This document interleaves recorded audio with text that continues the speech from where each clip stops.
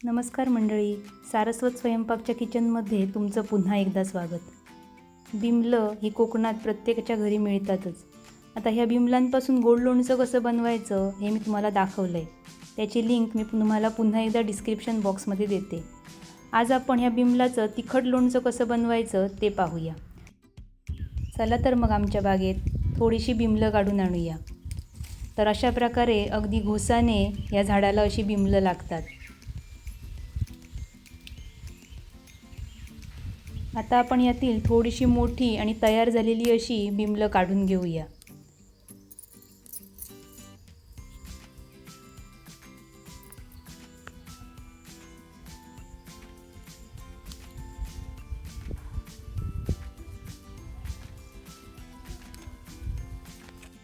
ही बघा, साधारणपणे 25 ते 30 एवढी मी बिमलं काढून आणली आहेत.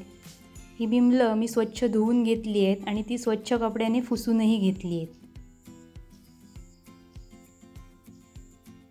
आता आपण ह्या बिमलांच्या दोन्ही बाजूची ही टोकं कापून घेऊया.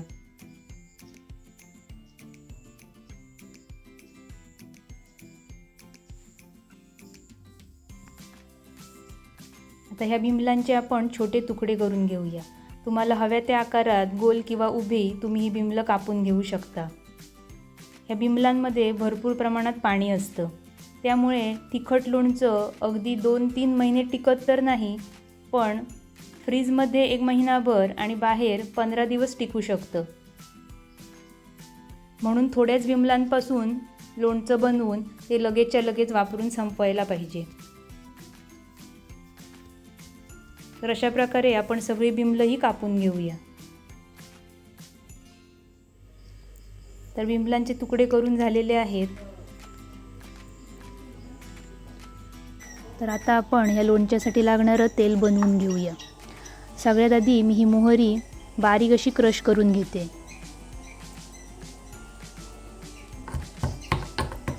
मोहरीसोबतच थोडीशी मेथीसुद्धा बारीक क्रश करून घ्यायची. तर मोहरी अशी ही बारीक कुटून झाली आहे. आता गॅसवर मी एक भांडं ठेवून घेतलं आहे. त्यामध्ये आपण घालूया 1 वाटीभर तेल. तिळेल तेल वापरलं आहे. आज आपण जे लोणचं बनवतोय त्यासाठी हे 1 वाटीभर तेल पुरेसं आहे. तेल छान कडकडीत असं गरम करून घेऊया. मोहरी आणि मेथी अशा प्रकारे मी बारीक क्रश करून घेतली आहे. तर अशा प्रकारे अर्धवट क्रश केलेली मेथी मोहरी लोणच्यामध्ये वापरली की त्या लोणच्याची चवही अजून छान लागते.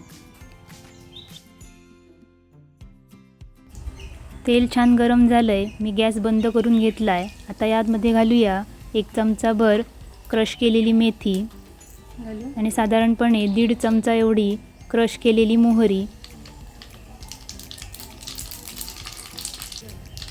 तसंच यात 1 चमचाभर हिंग वापरूया.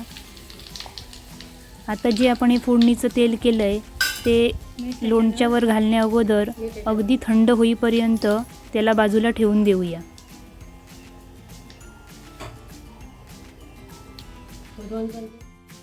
तर बारीक चिरलेल्या बिमलांमध्ये आपण घालूया मीठ.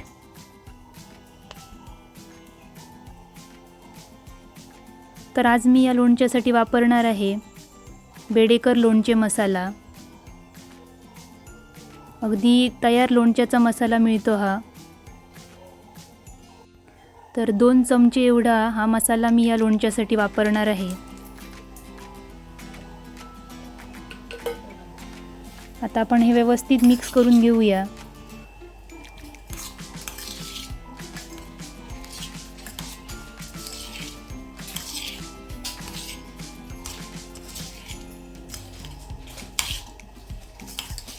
तर हे छान असं मिक्स करून झालं आहे बघा.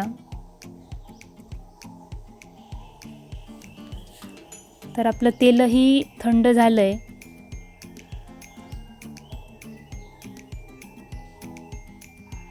छान असं थंड झालं आहे तेल. हे तेल थोडंसं मोहरी आणि खाली बसली आहे. तर हे छान ढवळून घेऊन आपण मिक्स केलेल्या ह्या बिमलांवर हे सगळं तेल घालून घेऊया. तर लोणच्यासाठी जेवढं जास्त तेल असेल तेवढं ते लोणचं जास्ती टिकतं.